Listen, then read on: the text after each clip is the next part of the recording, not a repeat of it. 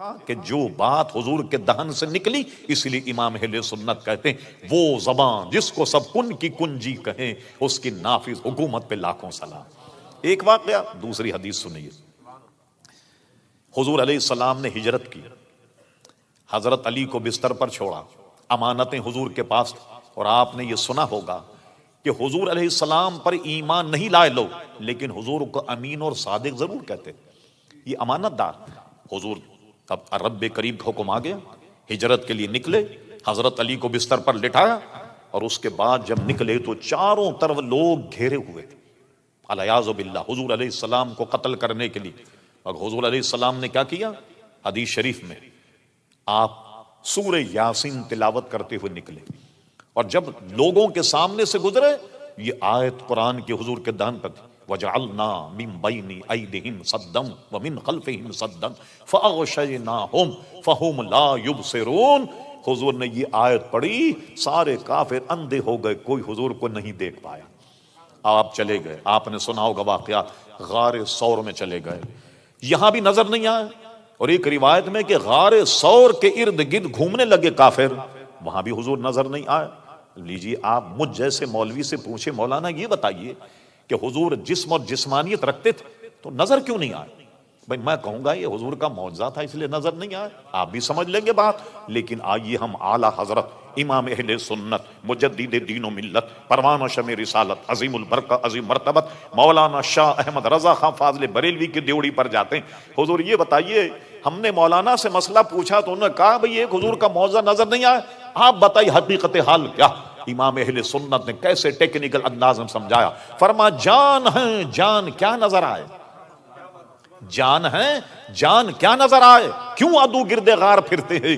ارے حضور جان ہے، اور جان آدمی کے بہت زیادہ قریب ہوتی ہے، بوجہ اقرب، بوجہ قریب ہونے کے، اس لیے حضور علیہ السلام نظر نہیں آئے۔ اور آپ بار سن چکے، وہ جان اس کائنات کی جان، ای جہاں اون جہاں، وہاں کے جہاں کی جان، میری جان، آپ کی جان، اور مجھ سے پوچھو میں کہوں گا وہ ایمان کی بھی جان۔ اور امام اہل سنت کہتے اللہ کی،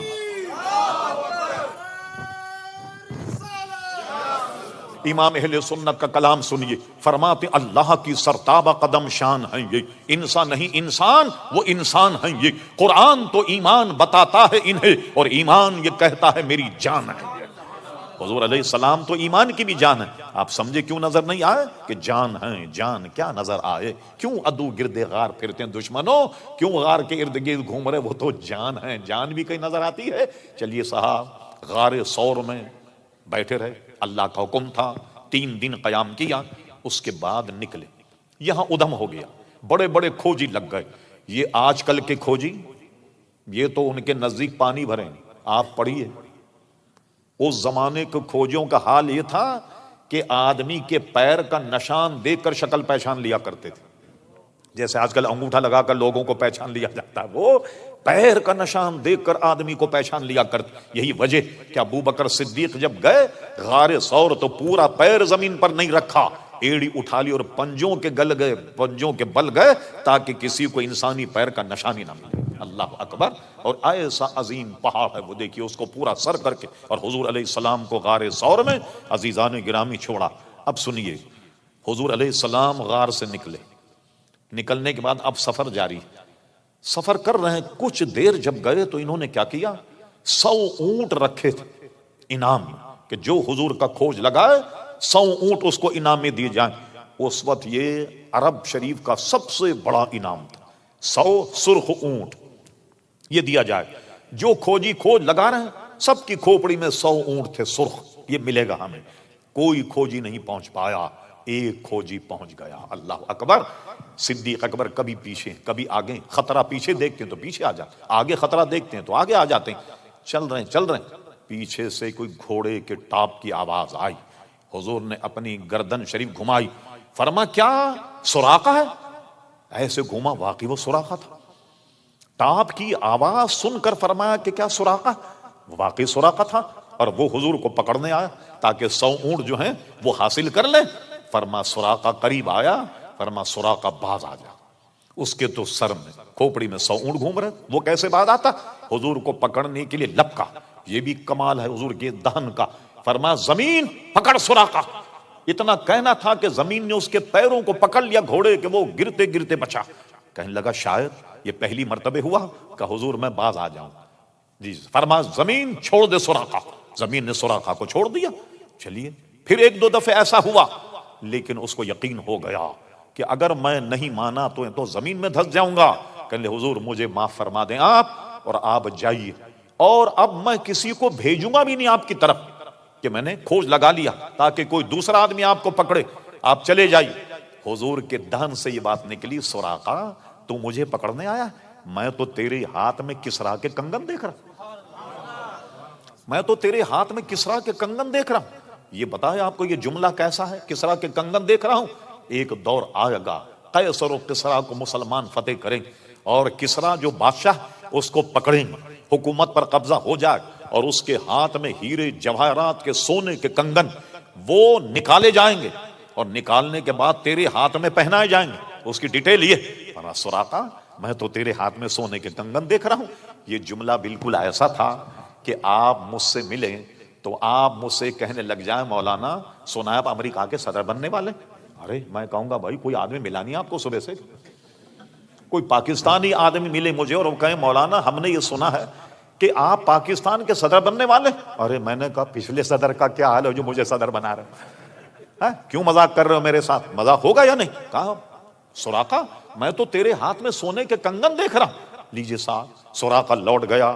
اب لیجیے صاحب, حضور کے دہن سے نکل گیا, اور میں نے پہلے بتا کیا وما ينطق عن الهوى ان هو الا وحی یوحى, اس کو سامنے رکھی اور مقام مصطفیٰ سامنے رکھیے. حضور اس دنیا سے تشریف لے گئے. قیصر و کسریٰ فتح نہیں ہوا. صدیق اکبر کا دور 2 سال کچھ مہینے کا, بڑی فتوحات ہوئیں, کسریٰ فتح نہیں ہوا.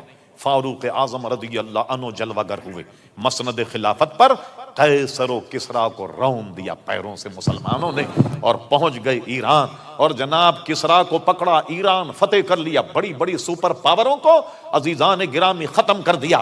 اور اس کے بعد کسریٰ کو پکڑا, اس کے ہاتھ سے کنگن نکالے, اور ایک بڑی سی رکابی میں ہیرے جواہر اور کسریٰ کے کنگن یہ سجا کر کے مدینہ شریف بھیجے گئے تحفے کے طور پر. فاروق اعظم رضی اللہ عنہ, حضور کسریٰ فتح ہو گیا, اور وہاں سے تحفہ آیا.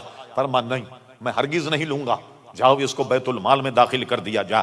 کہا حضور ذرا نقاب کشائی تو کیجئے, دیکھیے صحیح کیا آیا.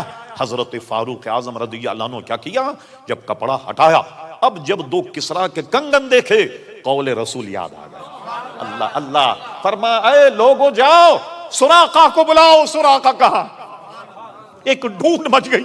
سراقہ کو پیش کیا گیا, اور سراقہ کا سراقہ ادھر آؤ, اور یہ کنگن اپنے ہاتھ میں پہنو تاکہ قول رسول کی تکمیل ہو جائے. لیجئے صاحب, سراقہ کو کسریٰ کے کنگن پہنا, اور دنیا دیکھ رہی ہے کہ قول رسول کی تکمیل ہو گئی.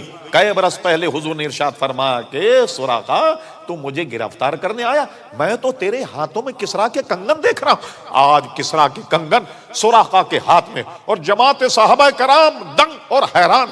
کیا ایسا بات بھی ہم نے دیکھا کہ ان کے ہاتھوں میں کنگن پہنائے گئے. اب میں یہاں کچھ اپنی طرف سے اس پر کچھ اس کی شرح کرتا ہوں جو میری دماغ, جو میں نے سمجھا. یہ بتائیے آپ, یہ کنگن کیا تھے؟ ہیرے جواہرات, اور یہ کنگن تھے سونے کے. پوری جماعت صحابہ کے سامنے حضرت عمر فاروق نے کنگن پہنا, فرما اس کو پہنو تاکہ قول رسول تکمیل ہو جائے. ارے ایک صحابی تو کھڑے ہو کر کے کہتا, یا امیر المومنین آپ کو حضور کا قول یاد نہیں آیا کہ حضور نے ایک مرتبہ ایک ہاتھ میں سونا لیا اور ایک ہاتھ میں ریشم لیا, اور فرما لوگوں آگاہ ہو جاؤ کہ میری امت کے مردوں پر یہ سونا بھی حرام ہے اور یہ ریشم بھی حرام. آپ کو اتنا بھی مسئلہ معلوم نہیں؟